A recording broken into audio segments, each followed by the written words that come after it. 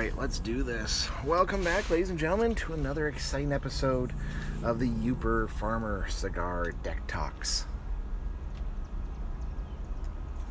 How's everyone doing tonight? I am doing pretty good.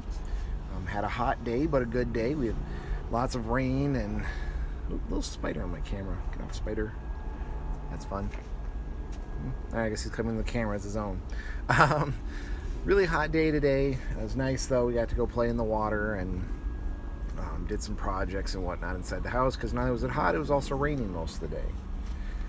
Oh, anyway, enough of that. Let's get on to tonight's business. Tonight we're smoking the Gilberto Olivia. Kind of a fun little cigar. It's kind of like an everyday little smoke I picked up again for Father's Day. That's where all the Olivias come from.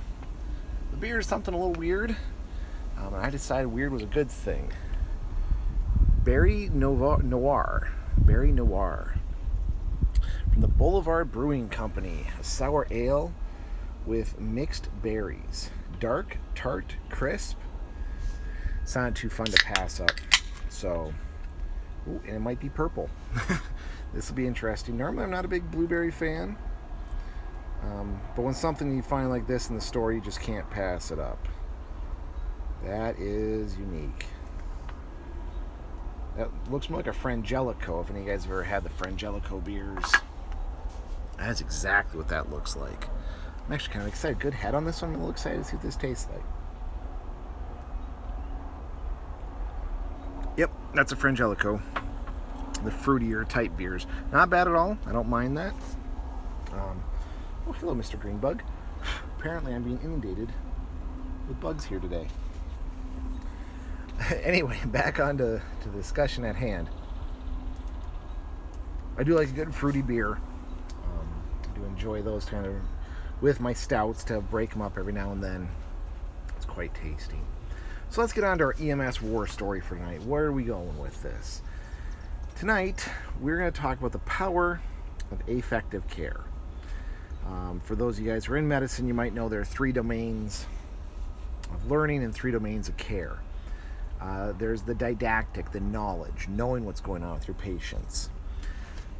Then there's the psychomotor, which that's the physically doing the patient care, putting on the splint, fixing the bone, administering the medication. And for many providers, that is where their care for a patient begins and tragically ends. There's one more domain of care that comes into this, and it's the affective side, the emotional side, really connecting with your patient. It's a hard skill to learn. Many instructors will actually say it's impossible to learn or teach that skill.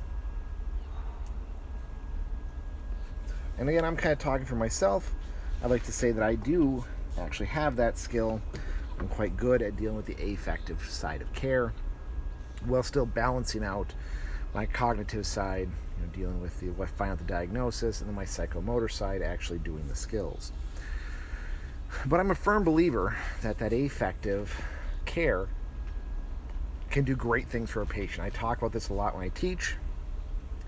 Keep a patient calm, they're going to breathe better and bleed less. You're going to slow down their heart rate, decrease their demand for oxygen, really allow them to, their body to kind of catch up with what's going on with them. This case is this story, we're going to call it a shining example of why we need to remember affective care. And really what can happen, or what possibly could have happened, had we only relied on 2 of the domains of care. So, the story starts off, we were sitting down the station Friday night. We used to have a little smoking party on Friday, smoke cigars, pipes, lots of cigarettes, kind of sit back, shoot the shit. Me and my partner were kicked back. I think my boots were even unlaced. I very rarely took them off in the station except sleeping. My partner definitely had his boots off for sure.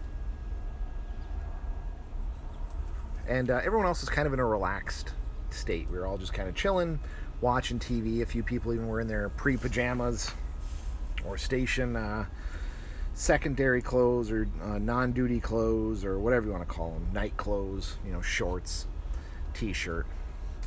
I hear the most loudest banging and yelling for help.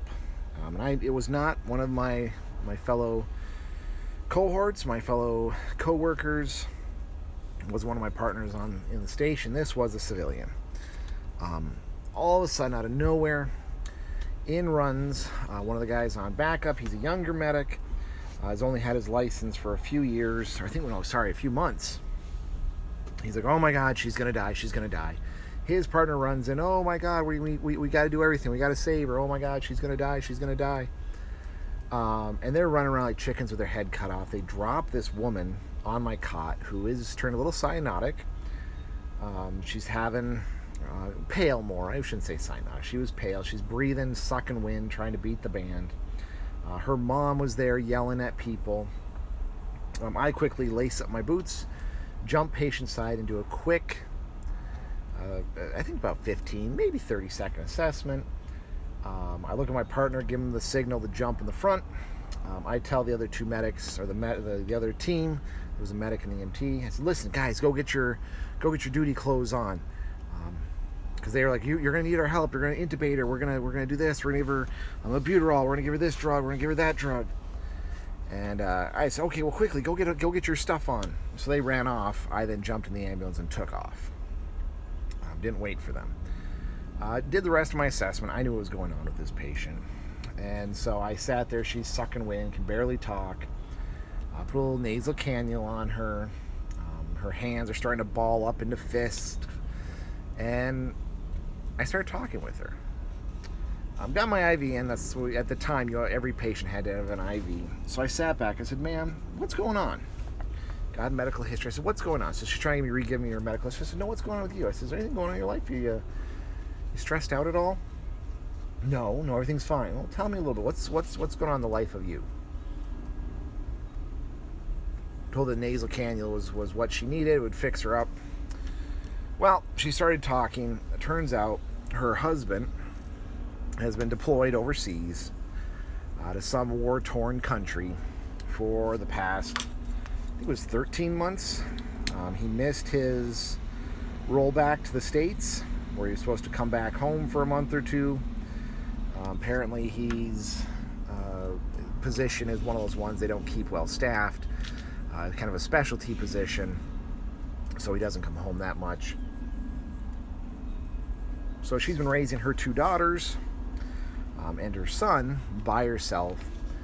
I then find out that not only should she be raising them by herself, her son has what's brewing up to possibly be a medical condition, a long-term medical condition. And one of her daughters is at that magic age where, you're not happy of a daughter, the teenage years. And to boot, to make things worse, exactly 1 minute before this struck, she was on the phone with her husband, and he says something to the effect of, "Oh my God, I gotta go. There's an explosion in the background," and he hangs up on her. So I'll tell you some of her other symptoms. Clear lung sounds, increased rate of breathing, but not increased labor of breathing. Heart rate a little bit elevated, but within norms. Skin color, again, a little pale. Her pupils were dilated, and cold, clammy skin, and she started having muscle contractions of her arms, legs, and stomach. If you know about medicine, one of the things you might be looking at is this is a panic attack. Pretty classic panic attack, and I agreed. She's sitting here and just thinks her husband might have died, her daughter's giving her hell, her son might have this long-term medical problem. Oh yeah, of course, what happens, unfortunately, with a lot of these military families, she's not 100% sure how she's going to cover bills this month. So I sit back, I start giving her some words of advice, talking about the service, talking about what could have happened. Again, I wasn't in the service, but I know a lot of military people. And I've also dealt with a lot of military individuals. I then get on the phone. We get her hooked up with Red Cross so she can double check on her husband. We get her hooked up with a VA group that was local. There's also a motorcycle group that takes care of spouses of veterans. And there was another entity. We had a special group that actually registered all veteran families, or all, sorry, active duty member families, especially those who are deployed, and they would come actually with care packages and help pay with bills and whatnot. Again, we had like a 30-minute transport time. I'm calling these people. I got my little book of resources. We get her hooked up with these services. I'm talking with her, reassuring her that the condition her son has, although it is going to be with him probably for the rest of his life, is not a big deal. He'll lead a very full and productive life. Put the teenager years into perspective for her. And then again, we try to talk to her about what probably didn't happen to her husband, and kind of having faith. I think I even prayed with her. By the time we go to the hospital, she's like, "Oh, you know what? This is ridiculous. I should just sign off. I should just sign off. There's nothing wrong with me. I'm sorry for wasting your time." I said, "Well, no, we're gonna get you to the hospital because there's some few other resources that the hospital can tap into. We'll get you that help you need." It was really funny. I dropped her off. I went and did my paperwork. I was like, I usually say one last goodbye. And she's like, "I have a little tip for you." Okay. I like getting advice. She's like, "When someone says they can't breathe, you better stop talking to them. Don't keep them talking if they say they can't breathe." I said, "Ma'am, I kept you talking the whole way, didn't I?" "Yeah." "Did you get better or worse?" "Well, I got better." "Did you or did you not say that you kind of felt bad accepting my help or calling for us to come get you or having your mom drop you off at the ambulance station?" "Well, yeah." I said, "I have my firmest belief, this is something I've had for a while. Get your patient talking. Not only will they tell you what's wrong with them, they'll tell you how to fix them if you don't fix them first." I said, "All you needed, ma'am, was someone to listen to who wasn't family, and someone who can give you some honest advice and help." And she just looked shocked because she knew at that moment that what was going on with her wasn't really medical. It was psychological. She was having a panic attack. The doctor then later came in and explained it to her, what was going on. So I'm feeling pretty good about myself. Just helped out this woman. Again, medically, she needed almost nothing. Had she passed out, it would have been the best thing for her. It would have stopped her panic attack, got her breathing back under control. But when I got to the station, I got a different reception where the junior EMT and the junior paramedic just started yelling at me. "Who do you think you are? You think you're some big shot? You think you're just some paragod who can fix everyone? You could have killed her." So I said, "All right, well, again, I'm getting lots of advice here, lots of criticisms. I love it." I thanked them for that. I said, "But hey, just so you know, here what her symptoms are that you missed." Relayed the symptoms, and they said, "Oh my God." "Yeah, what was going on with her? Was she going into a respiratory arrest?" No. "What was wrong with her?" "It was probably a panic attack." "And what would have happened if we would have given her epinephrine, albuterol?" "Well, the albuterol and the epinephrine would have made her panic attack worse and possibly compromised her heart." "Yes, very good." "And with a patient having a panic attack, yelling at them that they need to be intubated, does that hurt or help the situation?" So they walked off sheepishly. They realized what they had done, and that was the wrong call. That, instead of trying to go through that, right to those psychomotors, doing the skills, taking those seconds to actually effectively connect with the patient, doing your assessment, taking your time. It was a great learning moment for them. That made me feel really good. Helped a patient out. Again, medically, there wasn't much she really needed. We just needed to manage her panic attack. But that was effective. She needed someone to talk to. She needed someone to listen to her, more importantly. And she really just needed a lot of the community help and services that we had in the area, and I was glad I could connect her with that. So anyway, affective care. If you're a provider out there, don't forget it. It's hard to do. Again, it's not, some people swear it's something you have or you don't have. But work on it. You can work on it. You can fake it, as one instructor told me. So yeah, don't forget the affective care. Anyway, I'm going to go enjoy some effective time with myself here as I watch the sunset set a little more and enjoy my wonderful cigar and my very fruity beer. So anyway, hope you all stay safe out there, and we'll see you on the next one.